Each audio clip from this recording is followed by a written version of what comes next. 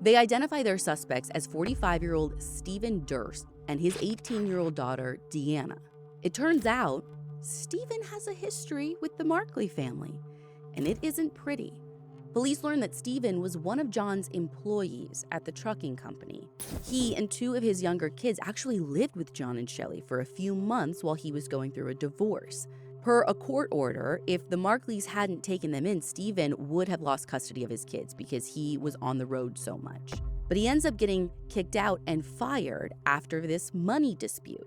John may have withheld some of his last paycheck because he suspected Stephen of selling off some fuel on a truck route, which Stephen denies. He claims he left the house on his own when he got another job. And how recently did all this go down?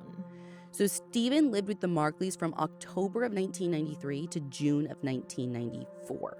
And police learned from the family that Stephen had come back to the house a few times, asking for either his job back or for the money that he thought John owed him. And John's sister told us that one of those times, the argument spilled from the house to the garage, and Stephen threatened to beat John with a 2x4 that he found there in the garage.